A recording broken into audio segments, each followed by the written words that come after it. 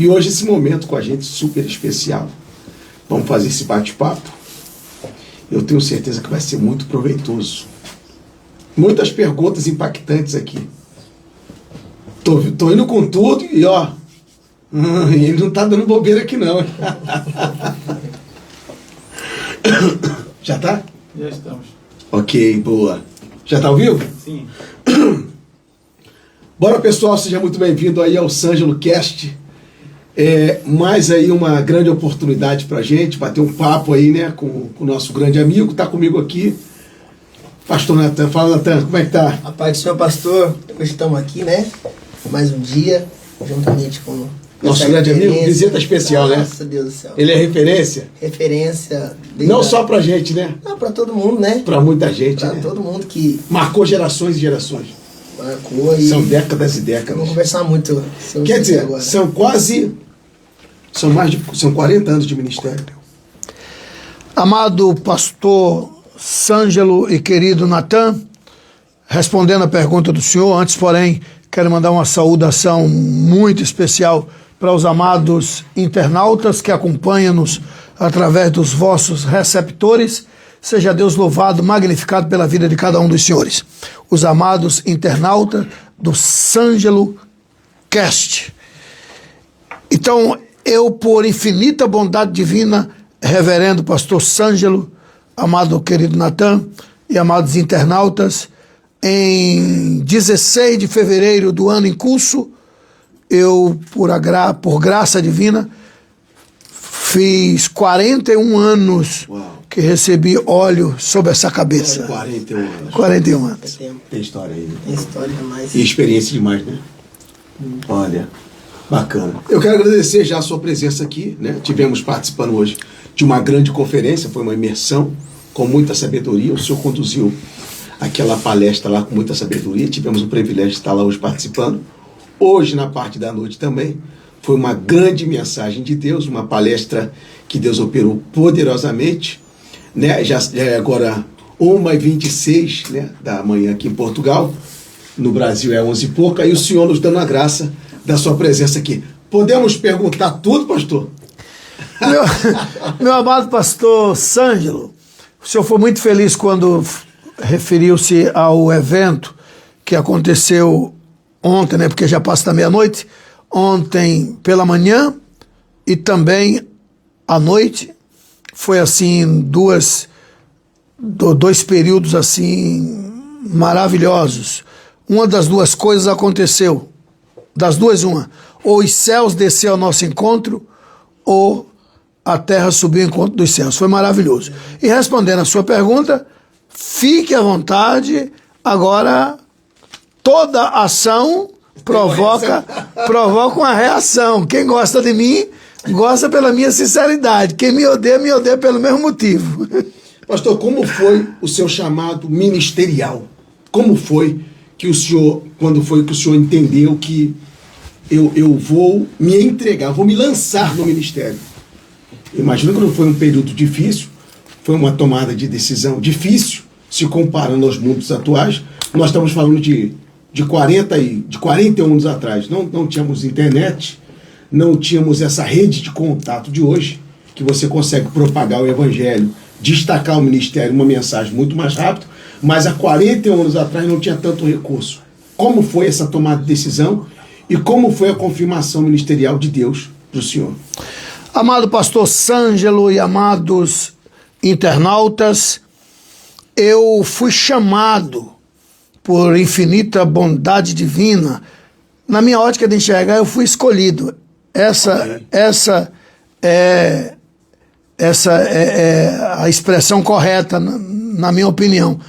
Porque escolhido quer dizer que Deus tinha várias opções, e diga-se de passagem, bem melhores do que me escolher. Porque muitos são chamados e poucos os escolhidos. E nos originais é os agraciados, privilegiados, porque privilégio é completamente diferente de direito, né? Direito é você plantou, você colhe. Agora, privilégio, né, é gozar daquilo que você não merece. Então, eu fui chamado e, por infinita bondade divina, também escolhido. eu não tive a graça de nascer em uma família de linhagem eclesiástica, porque assim eu teria a graça de crescer aos pés dos Gamaliels. Então, não, infelizmente não. Então, eu trabalhei no Cabo da Enxada até os 18 anos de idade, né? Já conhecia o Evangelho, já conhecia Jesus na roça, mas aquela mensagem, né, simples, né? O Jesus salva, cura, batiza, não tinha aquela profundidade, né? Então, eu cresci na fé, acordando de madrugada para conversar com Deus, né? Então, eu passei a ser conhecido ainda na adolescência, né, após a adolescência, como pastor do paletó listrado, porque eu só tinha um paletó, né? Então, aí Deus me chamou, né? E eu sempre olhei uma posição extremamente altaneira, muito alta, né? Uma extrema e grande responsabilidade, você ser ministro do Evangelho. Então eu não via possibilidade, conhecimento nenhum, então eu tinha a cultura de dormir, mas antes de dormir, todos os dias, eu orava algumas vezes mais de 2 horas, mas era normal 2 horas de oração por dia. E algumas vezes eu pegava no sono de joelhos, né? E pedindo a Deus sabedoria, porque eu ouvia falar, desculpa ser tão prolixo, né? Mas é que me reporta, né, aos anos 80, né? Então eu ouvia falar do grande pregador Napoleão Ribeiro Falcão representando a Paraíba, né? O pastor Gesiel Nunes Gomes representando um outro estado do nosso querido Nordeste, que era o Maranhão, né? Na década de 90 já estava surgindo, no finalzinho da década de 80, surgindo pastor Gilmar Santos, também representando o Maranhão. Gilvan Rodrigues Limões representando a Paraíba, e tantos outros, e ninguém representava a Bahia. E eu orei a Deus pedindo: mestre, eu sei que tu podes levantar, e levanta pelo menos um para representar a minha querida Bahia. E eu não sabia que estava orando por mim, e Deus me levantou, né, sem conhecimento bíblico nenhum, mas eu tinha muita graça e muita unção. Daí fui conhecido como pregador que orava para Jesus batizar, que era uma marca, né, do meu ministério. E eu orava e Jesus batizava com o Espírito Santo. Pastor, uma coisa interessante, o senhor falou de uma coisa interessante sobre o apadrinhamento. É claro, uma pessoa que está começando o ministério, que tem um padrinho muito forte, acaba facilitando o começo da sua jornada. Quando o senhor decidiu se lançar no Evangelho, houve uma rejeição da parte da família ou dos conhecidos, dizendo: vem cá, mas agora você quer viver da palavra? Como é que você vai viver? De onde vai vir o sustento? Como é que a família encarou isso? Encontrou uma dificuldade? Ou as coisas foram fluindo com o tempo? Veja bem, meu amado pastor Sângelo e amados internautas, eu comecei a ministrar, a pregar, eu não tinha nem namorada, então não teve problema com família. Que família é aquilo que você gera. Você é membro de uma família, você ainda não tem família. Você é membro de uma família. Então eu ainda não tinha família, porque família é completamente diferente de familiares, né? Então família é aquilo que você gera. Então eu comecei a pregar, eu nem namorada tinha. Então eu graças a Deus, eu não tive esse problema, né? Comecei a pregar muito jovem. Eu tive muita rejeição de pessoas que olhavam e diziam: isso é um pobre coitado. Meu nome é José Abílio Silva de Santana. Eu comecei a pregar como José, né? Então, José. O que esse José acha que vai conseguir, né? Entendeu? Então, eu não tinha conhecimento bíblico, tropecei muito. Não foram poucas as vezes que eu proferia palavras, porque eu via algum pregador pregar, e eu cria que ele estava trazendo coisa certa, eu levava para frente sem pesquisar. Pastor, a gente sabe que hoje Tem muitos pregadores, né? Por sinal, excelentes pregadores. Hoje a internet proporciona muitas ferramentas, curso teológico à distância, várias formações de oratória, enfim, muitas ferramentas que ajudam o pregador. Por exemplo, tem pregadores que conseguem viralizar com uma mensagem e acaba atingindo milhões de seguidores. Um pregador, vamos dizer assim, matuto da roça, com poucas oportunidades, né? Até os 18 anos no cabo da enxada. Como que o senhor fez para que o seu nome fosse soprado? Porque o senhor é um fruto de Deus, é um fruto do Espírito Santo.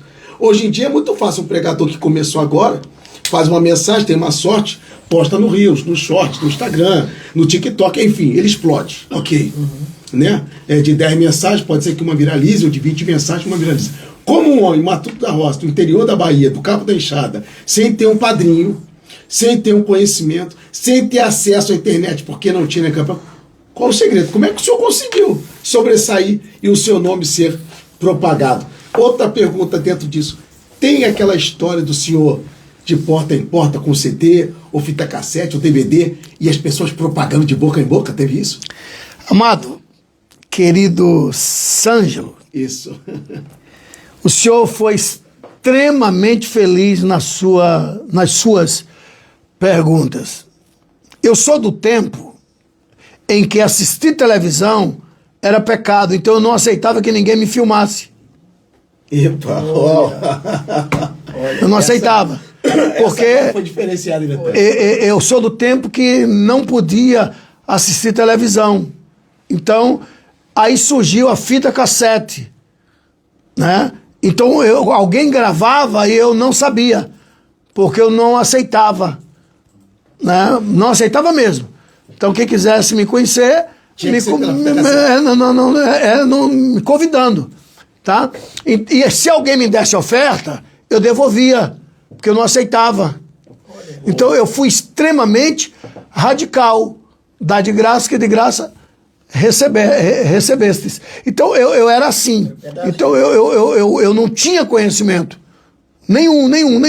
Então, eu era extremista, ao extremo. Quem me conhece de perto da década de 80 sabe que eu era assim, né?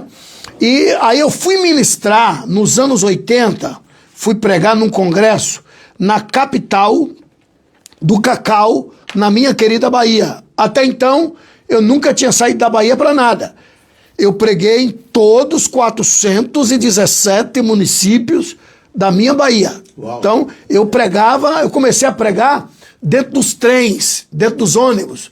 Então, eu pegava o ônibus coletivo, eu pagava a passagem e começava a pregar dentro daquele ônibus. Né? Então, depois eu pegava o trem lá no Largo da Calçada e até a última estação, que era Paripe, na Avenida Suburbana. Depois eu voltava pregando e distribuindo folheto. Então, na década de 80, quem me conhece de perto sabe que era assim. Eu pregava com o intento único de ver salvação de almas. Pois bem, e aí eu fui pregar nos anos 80 na cidade de Itabuna, capital do cacau.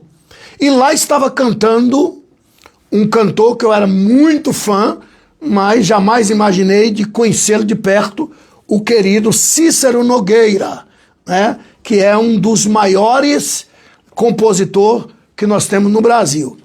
E o Cícero Nogueira me viu pregar. Quando ele terminou o estudo de manhã, Jesus batizou algumas pessoas, ele ficou encantado. Aí eu saí lá para fora e ele está tomando conta dos LPs dele, né? Naquela época tinha os LPs, o CD ainda não tinha sido lançado, fita cassete e o LP. Aí ele fez, e o teu material? Eu disse, que material? Não, o seu material, fitinha. Não tenho isso não. Você não tem fita? Aí ele me convenceu que almas poderiam vir a Cristo através dessas mensagens. E aí ele me convidou para ir para São Paulo. Eu entrei no ônibus, ele me deu o endereço, fui para São Paulo, e o Cícero Nogueira é um pai para mim. Ele não foi, ele é um pai, né? Quase ninguém sabe disso. Quem tem a minha biografia, né, que é Nos Passos de um Itinerante, esse livro eu escrevi, eu conto essa história. porque a ingratidão, na minha ótica de enxergar, é pior que uma facada nas costas, e eu jamais posso esquecer desse homem, Cícero Nogueira, que foi usado por Deus. Daí veio a minha primeira fita cassete. Ele disse, prega 10 mensagens. E aí eu preguei 10 mensagens, 10 agendas que ele fez para mim em São Paulo, e dei as fitas cassete para ele, e ele disse, agora deixa comigo. E aí ele colocou as fitas cassete nas mãos dos pirateiros, na Conde de Sazedas, e aí botou meu telefonezinho ali atrás, que era um telefone de recado. Nessa época não tinha o celular ainda, não existia. Era um telefone de recado, e aí alguém ligava para esse telefone, anotava o recado para me chamar para a agenda. Foi assim que aconteceu. Foi assim que aconteceu. Né? E aí alguém me convenceu, inclusive o Cícero Nogueira, que deveria gravar vídeo tal, porque tem pessoas que não vão na igreja, mas agora, naquela época tinha aluguel de fitas, era o... Locadora. E aí, em menos de um ano, nós já tínhamos aí umas 500, 600 mensagens gravadas, e de vídeo, VHS e fita cassete. E aí o Brasil nos conheceu, depois, né, veio a época do CD, né, o DVD, e aí... Pastor, antes de passar a pergunta para o Natan fazer a pergunta para o senhor, só uma questão. A gente sabe que começar como pregador itinerante no começo não é fácil, tá? Cidade em cidade, né, provavelmente carro ou condução, às vezes vai ter sair de um estado para outro, 8 horas dentro do ônibus, né? Aí você vai chegar na igreja, automaticamente vai ministrar, esperando ali, você está exercendo um ofício, é uma profissão de fato, ser remunerado. Então, às vezes você chega numa igreja, às vezes não recebeu uma oferta, ficou alguma coisa que marcou o senhor, e o senhor falou para mim, e o senhor chegou a pensar, falar, isso não é para mim. Sabe, algum lugar que o senhor foi, esperou alguma coisa, ou ficou num ponto de ônibus, ou uma carona que não veio, ou um ônibus que o senhor perdeu, teve que dormir na rodoviária, ou ir andando a pé, e o senhor parava e falar, isso não é para mim, Senhor. Será que eu estou no caminho certo? Eu acho que aquele pessoal que falou comigo que não ia dar certo. Chegou esse momento de... Olha, para te ser bem preciso, bem objetivo, eu já desanimei algumas vezes. Mas como eu vim de uma escola, né, de que tem que ter o coração no reino, tem que pregar por amor, todas as vezes que eu sofria, eu me lembrava, né, do salário que recebeu os apóstolos. Por exemplo, o apóstolo Paulo. O cara expulsa demônios lá na Macedônia e o salário foi ser preso, cadeia. Entendeu? E ele expulsou os demônios daquela cidade. Era para ganhar um título de cidadania. Então, como eu vim de uma escola, né, que os meus pais na fé sofreram muito, me ensinaram, né, que se acontecesse era milagre, né? Então eu sempre, quando eu via o sofrimento, eu me sentia digno de estar sofrendo pelo reino. Então desanimar, nunca. É completamente diferente, que eles me desculpem, mas se me provarem o contrário, eu mudo de mentalidade, mas tem um monte de guguistas hoje. O que é guguista? Aqueles que seguem o Google. Google, o que é que eu vou pregar hoje? Ou Google, o que é que eu vou acontecer? Google, ele até pergunta, Google, onde é que está escrito tal? Não tem pesquisa, não tem... ChatGPT, pois, entendeu? Uma mensagem pronta. Então Seria um pregador sem base, né? Sem fundamento, vamos dizer, sem raiz. Eu diria que é mais ou menos isso aí. Tipo assim, o cabra vê um arvoredo frutífero, né, com um nome, mas não conhece a história. Quando esse arvoredo não tinha raiz, era simplesmente um brotinho, e menos de broto, ainda era uma semente enterrada na terra. A semente ninguém vê, está lá embaixo, ninguém vê. A raiz ninguém vê. Essa semente, para virar raiz, né, está lá embaixo. Então o cara vê um arvoredo frutífero e diz, eu quero ser. Mas não tem... O senhor tocou no ponto entendeu? Fundamental, né? A gente, os amigos que estão com a gente aqui sabem que que o Sângelo, né, é imigrante aqui em Portugal, nós estamos aqui em Portugal, estamos aqui na Europa, para você que está no Brasil nos acompanhando, né? Eu falo muito da minha história como imigrante em Portugal, o Natan também, que já vai começar aqui também, fazer a pergunta dele, né? Assim, o senhor tem sido um exemplo, não só para mim, mas para muita pessoa, como pregador, palestrante, escritor, pai, marido, um homem de Deus, empresário, enfim. E às vezes as pessoas olham, né, para o senhor hoje e não sabem de uma história por trás. E às vezes eu sou confrontado por isso. E as pessoas olham para o Sângelo, às vezes vê o nosso sacrifício, vê o nosso resultado, e as pessoas não percebem que por trás desse resultado tem um pai, tem uma história, tem um começo. Foram dias doloridos, né, dias de luta, dias de batalha, e às vezes a gente traz resultados positivos, mas junto com esse resultado tem as marcas, as cicatrizes. Ou seja, para ter o resultado, tem que aguentar as marcas, né? É isso. Meu amado pastor Sângelo, é normal, e pode ser que aí embaixo tenha algum internauta dizendo quanto ele está ganhando, está indo para a Europa, quando eu posso, estou indo para os Estados Unidos, estou indo para a Europa, vai ganhar quanto? Porque para a África ninguém quer ir. Aí quem me conhece de perto sabe que hoje eu sei que eu não sou rico, mas também não sou pobre. Né? Eu moro muito bem, tenho alguns carros bons, enfim, mas eu estou contando a nossa história, né? Então hoje eu sou empresário, né? E diga-se de passagem, eu ganho muito bem, graças aos céus, né? Por exemplo, a igreja que eu pastoreio, a sede, a membresia que congrega conosco, sabe que a nossa igreja, a Adebrai Salvador, está na praça, bem na praça, né? Do Largo do Tanque. Largo pra gente quer dizer praça. No Largo do Tanque, aquele prédio hoje está avaliado aí uns 4, quase 5 milhões de reais, que é muito dinheiro no Brasil. Mas aquele prédio, eu saí pelo Brasil, né, vendendo material e comprei à vista e doei para a igreja. Né? E eu não ganho R$1 da nossa igreja. Aí tem um monte de gente.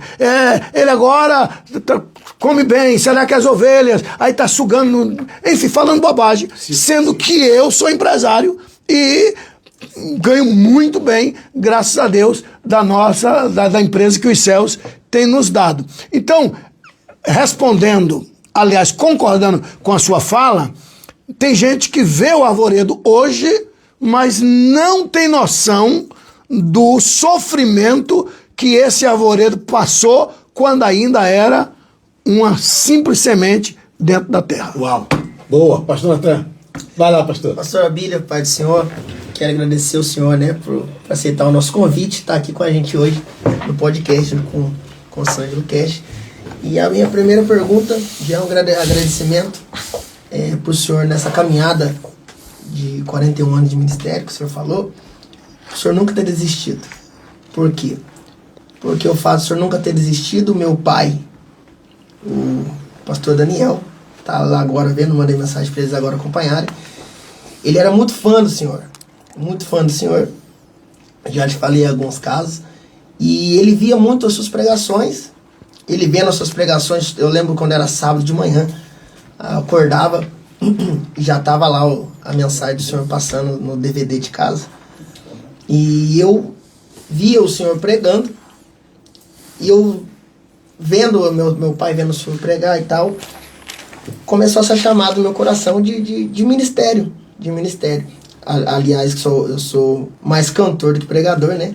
Alguém acha que sou pregador? Né? Agora só sabe pregar. Eu sou mais cantor, mas então eu via muito o Senhor pregar e isso me incentivou a ser o que sou hoje. Então eu quero agradecer ao Senhor por não ter desistido, porque assim o meu pai viu o Senhor, criou sempre via isso, criou em mim um desejo também de aprender a palavra de Deus através das suas ministrações. Eu queria que o Senhor desse um conselho para os pais, né? Um conselho. Qual conselho o Senhor daria para os pais hoje? Porque hoje é um mundo de muitas vozes, pastor Sângelo. É verdade. Hoje é um mundo de muitas vozes. A internet é muito bom, né? A gente fazendo uso da internet para falar do amor de Jesus.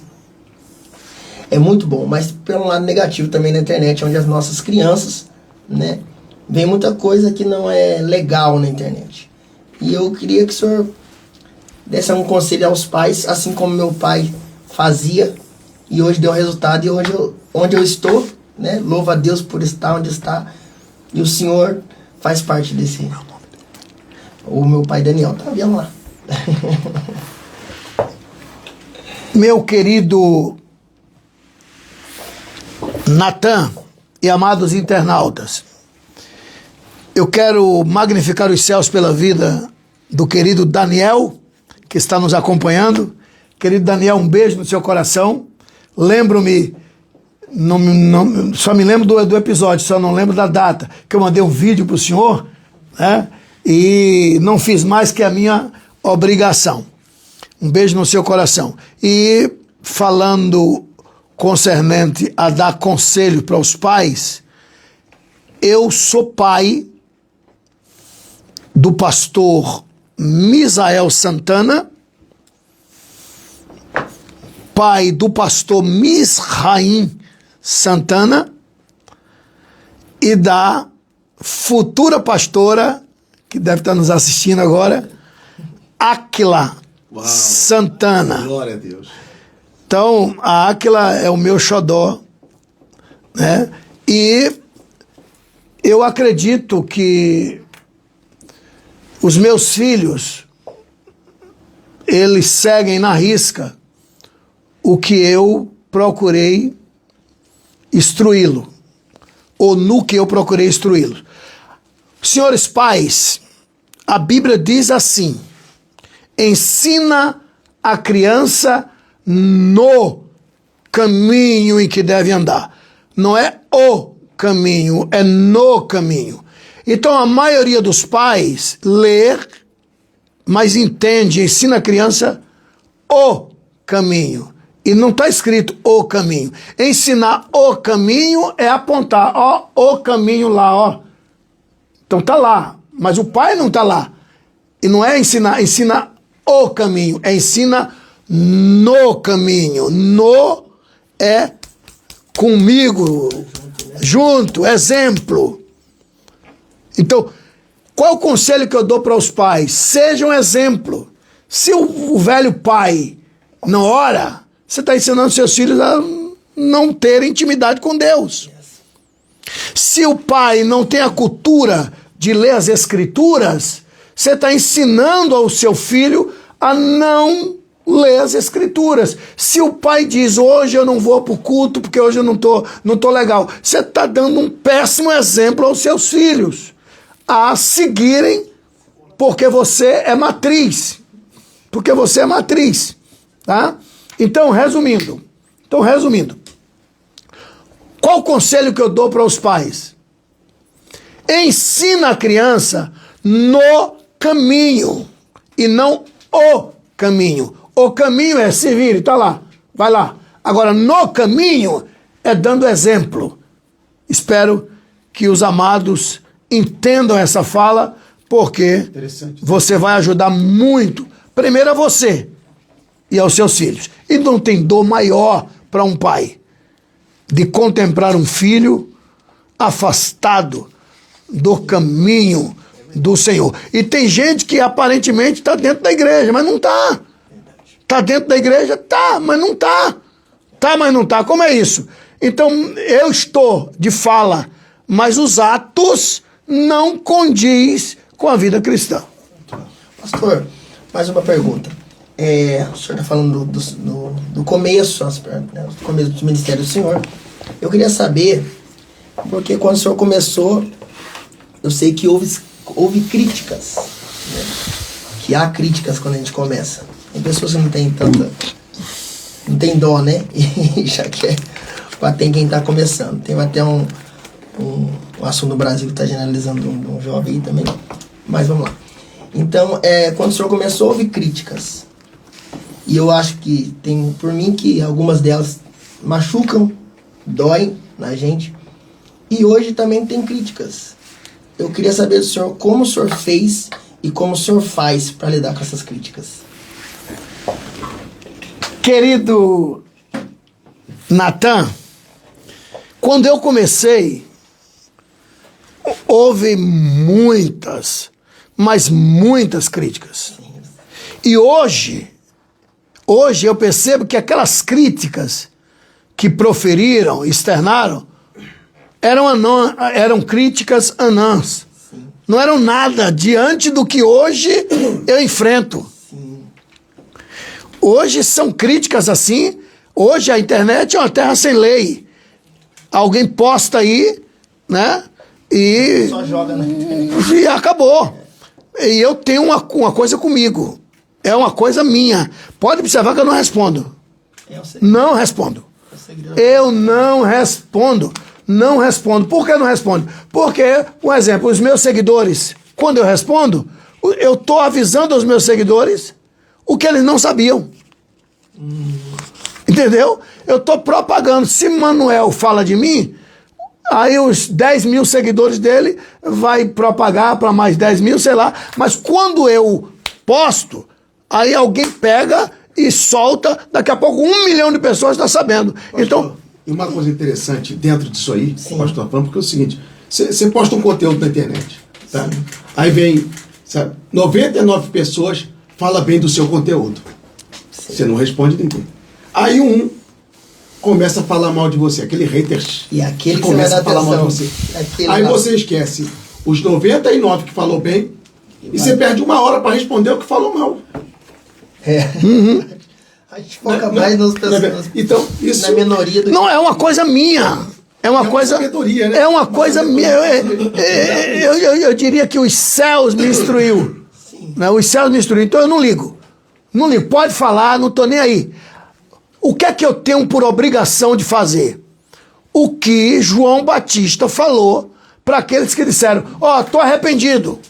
Me batiza aí. Ele fez: opa, ide e produzi frutos dignos de arrependimento. Então o cara começou a falar de mim, Abílio, agora pode estar na internet, que Abílio bebeu. Quando? Outro, Abílio é prostituto, Abílio é não sei o quê. Eu responder? Eu vou produzir frutos que o cara vai dizer, pode ser até que foi, mas olha o trabalho que o cara está fazendo. É verdade. Então a resposta a gente dá com trabalho. Certo. Entendeu? Não ligo, eu não ligo. Pra mim, eu sou igual a Omelete. Eu sou igual a Omelete. Quanto mais bate, mais eu cresço. Mais eu cresço. Entendeu? Eu tô nem aí. Eu me ofender, se o cara falou de mim, a Bíblia eu vou atingir. Eu boto aquela música. Ame sua vida. E seja feliz. Eu quero mais que o cabeça se lasque, irmão. Quem gosta de mim, gosta pela minha sinceridade. E quem não gosta de mim, não gosta pelo mesmo motivo. Não tô nem aí. Pode falar. Não tô nem aí. Se a minha mulher me conhece, se os meus filhos me conhecem, se o meu Deus me conhece, o resto que se lasque. Tá certíssimo. É isso mesmo. É verdade, é fato. É verdade. Pastor, hoje o Brasil ele está enfrentando uma grande dificuldade dentro do Poder Judiciário. O senhor que já foi deputado federal, esteve lá em Brasília, né, lutando, né, por aquela classe que acreditou no senhor, né, defendendo os valores da família, defendendo o evangelho, o cristianismo, representando, né, essa grande massa de povo que crê no Senhor Deus e de fato precisa de um representante. O senhor sente falta desse momento da política? O senhor pretende voltar a atuar novamente? Meu amado e querido pastor Sângelo, amados internautas, olha... E qual foi a experiência também? É o que o senhor imaginava? Meu amado pastor, veja bem, a Bahia tem 39 cadeiras em Brasília. Como é que funciona?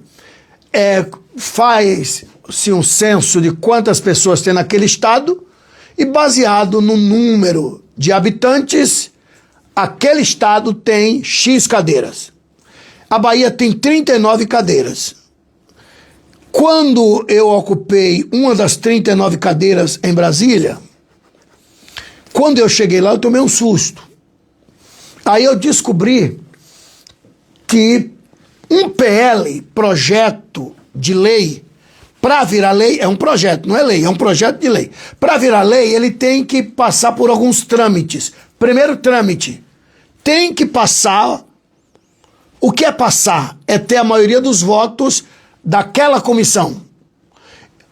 Aí eu percebi que um monte de PLs que ia contra a fé, que vão contra a fé, contra a ética, contra Deus, contra a família, contra a moral, tinha que passar pela Comissão de Direitos Humanos. E eu pedi para Deus, me coloca nessa comissão. Sim. Me coloca.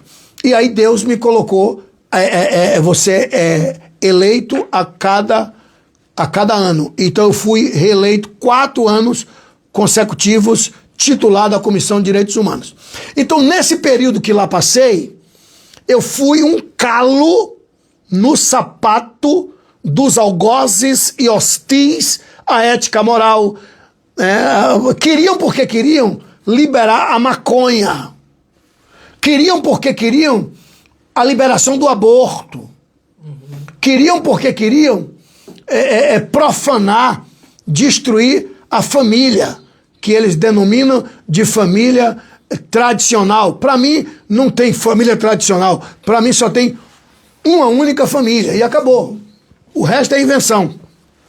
Então, nós brigamos e brigamos muito. Fizemos alguns feitos dignos de aplauso, mas a maioria não sabe. Por quê? Porque era um leigo.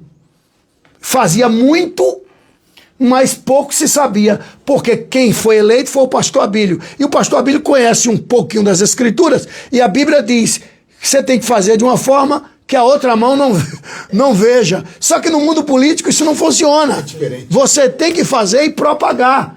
Então eu não propagava. Entendi. Entendeu? Fiz algumas coisas e não propaguei. Então, e aí fica a pergunta, o que é que Abílio fez? Por exemplo, em 4 anos de um mandato, eu fui pai de um PL que virou lei. Isso é um milagre, né? Hoje, o segundo domingo do mês 6 é lei. Dia Nacional do Cristão. Olha aí. Quem quer bem, ninguém nunca soube. Eu vou até mandar para o WhatsApp de vocês, né? Eu não propaguei.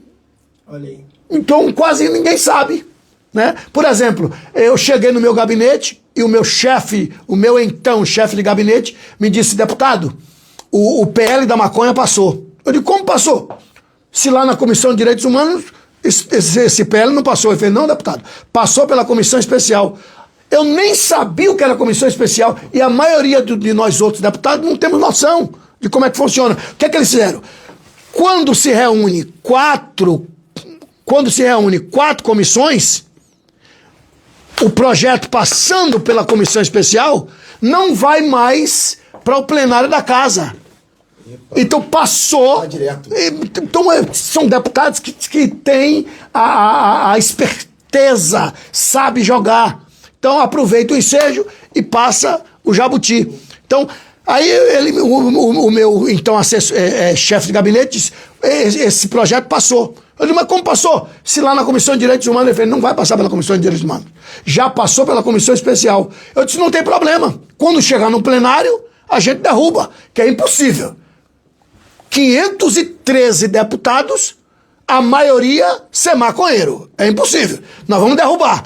Aí ele disse: mas não vai passar pelo plenário. Ele: como não? Quando um projeto passa pela comissão especial, vai direto para o Senado. Eu digo: meu Deus, e agora? Para paralisar só o Senado. Meu Deus! Ele disse: mas ainda tem um jeito. O senhor, ele leu para mim o regimento interno. Eu não sabia. A não ser que um deputado discorde e apresente um abaixo-assinado contendo no mínimo X assinaturas de deputado em exercício até a próxima sessão. Então eu tinha prazo. Eu saí igual um doido buscando assinatura e consegui. Graças ao meu chefe de gabinete que estava de olho ligado. Okay. Se eu não tivesse alguém ligado, ia passar, chegava no Senado, virava lei e pode vender maconha em qualquer lugar, porque lei não se discute. Lei se cumpre. Quer brigar? Briga enquanto é PL. Projeto de lei. Resumindo, por que eu disse isso? Hoje não vende maconha no Brasil. Graças a Deus e ao deputado Abílio que conseguiu esse abaixo-assinado e derrubou. Mas eu não propaguei. Por que não propaguei? Porque eu não tinha a inteligência política. Então, o segredo na política é fazer... E mostrar. E mostrar. E mostrar. Também com essa expertise, né? E mostrar. Porque tudo na vida, o tempo também. Sim, sim. Então, aí, respondendo a tua pergunta, eu olho para a minha vida hoje e vejo que eu estou tranquilo, né? Tenho liberdade de viajar com minha família, eu cuido da minha empresa, cuido da igreja que Deus me confiou. Eu estou do outro lado do oceano, eu moro do outro lado, moro no Brasil, estou aqui em terras lusitanas, né? Estou tranquilo, né? E aí eu digo, quer saber de uma? Já passei dos 60, eu vou descansar. Né? Mas aí quando eu vejo um monte de desgraças e catástrofes lá em Brasília e vejo alguns homens de Deus, como o meu irmão, nosso amigo, deputado, pastor Marco Feliciano, que é um dos meus melhores amigos, eu vejo que ele é, propriamente dito, uma das poucas andorinhas voando, buscando verão. Né? Um abraço pro meu amado aí, né? Pastor Marco Feliciano. Né?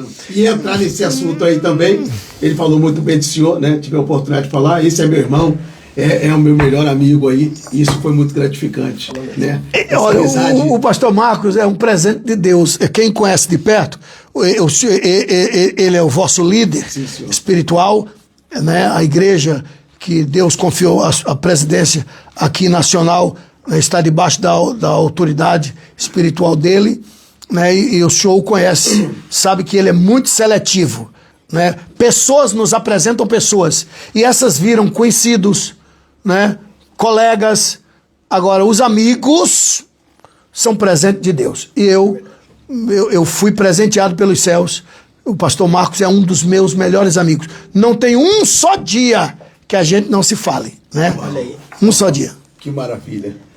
Tem amizades que vêm, ficam na nossa vida. Pastor, o que falar dos amigos? Tem amigos que vêm, que ficam na nossa vida. Tem amigos que passam pela nossa vida. Tem amigos que entram e saem da nossa vida. O senhor tem a falar sobre isso? Os amigos surpresa. É verdade, os amigos surpresa. E me deixa só concluir, porque tem algumas pessoas que estão nos acompanhando, mas e Abílio, pensa em voltar? Pensa em voltar. Então, quando eu vejo essas desgraças e catástrofes, e vejo pouquíssimas andorinhas, como o pastor Marco Feliciano, carecendo de outras andorinhas que cheguem lá com propósito, né, com objetivo, aí eu vejo um monte de PLs, né, catastrófico, precisando de alguém para brigar. O Leão da Bahia. Né? Aí o instinto leonino, tá? Então eu, pastor Abílio Santana, sou pré-candidato a deputado federal pela minha querida Bahia em 2026, sim. Uau. E a Bahia precisa do senhor. O Brasil precisa, né? O Brasil precisa. Então, agora, respondendo a sua pergunta concernente a amigos, é complicado, porque hoje eu tenho noção do que é o verdadeiro amigo. Quando a palavra vem verdadeiro amigo, por que não eu tenho noção do que é amigo? Por que essa palavra verdadeiro amigo? Se existe o verdadeiro, existe também o falso. Olha o que Jesus disse para Judas. Foi Jesus que disse para Judas: aqui vieste, amigo. Pô, foi a última vez que Judas ouviu Jesus falar com ele. Na noite que ele traiu, que ele beija Jesus, e Jesus disse: amigo. Mas amigo o quê? Traidor. Amigo que vende barato. Então existe amigos assim? Jesus disse que sim. Então existe amigo traidor, amigo que vende as pessoas barato, existe amigo que é tipo a lua, some, mas tá lá. Amigo distante, mas tá lá. E hoje, nesse mundo, hoje existe, tem hora que você vê aí, eu tenho 1 milhão de amigos. internauta. Você nunca viu o cara. Nunca tomou um café. Não sabe nem quem é. Então hoje, amigos, tem amigo a rodo. Né? Agora, amigos mais chegados que o irmão, aí, pai. Aí, pai. Aí. É só Deus na causa. Aí é só Deus na causa. Chefe, o que o senhor tem a dizer disso aqui, Bressan? Olha, isso aqui é o seguinte. Um dia eu estava em casa. Deu pra ver. Se o senhor baixar aí, o senhor põe essa música. Quer ver? Bota aí pra tu ver a desgrama que vai dar. Um dia eu estava em casa e escutei isso. Eu digo, que música é essa? Peraí. Mas quando eu fui escutar a letra, eu digo, não, isso aqui não é uma mera música. Isso aqui, esse cabra... Aí fui ver quem era que tinha feito. Cara, complicado. Esse cara. Complicadinho. Aí eu fui ver a letra. Olha a letra dessa música. O Duran, há quem diga que eu tornei a música mais conhecida, né, que o próprio compositor e cantor. Olha a letra dessa música. Tem como botar aí pra gente ouvir? Tem como? Põe aí, viva a sua vida. Oi? Pegou, põe? Só pode 7 segundos. Né? Ok. Por causa de direitos autorais. Ok. Tá. Depois vai colocar. Não, Depois você vai ok. colocar um pedaço. Assista as então. histórias do pastor que Ok. vai lá. Acesse as histórias do pastor Abílio lá. Obrigado. Um pedacinho da música lá. Direitos autorais. Todo dia de manhã tá lá. O Brasil está enfrentando, eu acho que o seu maior momento, tá? É para você que está no Brasil. Já estou aqui em Portugal, vai fazer 8 anos. E as minhas raízes estão no Brasil. Amo esse país. Minha família, amigos, conhecidos, parentes do Brasil, irmãos em Cristo. E esse suposto golpe, é um golpe sem arma, que aconteceu com idosos em Brasília, tem se tornado algo que está chamando a atenção do mundo, né? Idosos de 70 anos, 74 anos, que foram condenados a 14 anos, 17 anos de prisão. Uma pura covardia. Isso está mexendo com o mundo todo. Isso gera indignação, gera revolta. Eu falo por mim e por milhares, por quer dizer, milhões de brasileiros. O que está acontecendo no sistema judiciário no Brasil, para mim, é uma verdadeira covardia. Eu queria saber a opinião do senhor, né? Alguns parlamentares se posicionaram, você falou muito bem do pastor Marcos Feliciano, de outros parlamentares também que têm lutado por isso, mas uma grande maioria tem se calado mediante isso. O que o senhor pode falar sobre esse assunto? Meu querido e amado pastor Sângelo, queridos internautas, eu não sei como os senhores vão receber essa minha fala, mas deixe eu te falar como parlamentar, porque no regimento interno da Câmara, uma vez eleito, você tem livre acesso, mesmo não sendo reeleito.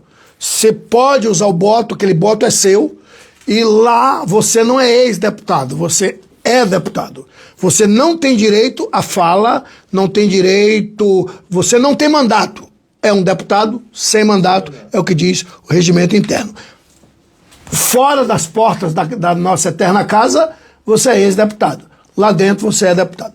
Então deixa-me falar como deputado. Não sei como os senhores internautas vão receber. Nós temos ainda hoje um então deputado que fora preso, o Daniel Silveira. Preso, o primeiro deputado preso em toda a história do parlamento. Temos um outro deputado exilado na outra América. Abdicou do seu poder legislativo federal, dizendo, vão me prender, sem causa, mas eles arrumarão. E querem, porque querem prender o nosso eterno capitão, o mais querido ex-presidente da República Federativa do Brasil. Sim. Eu não estou com mandato. Se esses 2 deputados com mandato, você tá me entendendo? Claro. Então, você é covarde, diga o que você quiser. Tá certíssimo. Diga o que você quiser. Eu tenho filhas, eu tenho esposa, eu tenho filhos, tenho igreja. Quando eu digo filhas, eu tenho a Axa, que é minha filha adotiva, mora conosco lá em casa, e a Aquila, a minha princesa. E para eles fazerem uma covardia, Sim. Pouco custa. simplesmente manda encostar o carro, tá tudo bonitinho, tudo certo. E essa mala aqui, que mala? E essa mala aqui? Que mala? Não tem mala. E essa aqui?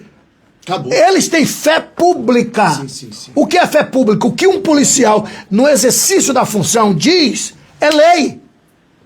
Se vire a bile para provar o contrário. E essa mala? Cheia de cocaína. Aí tá na televisão, pastor Abílio, ex-deputado, é preso com cocaína. Como é que eu vou provar? Sim.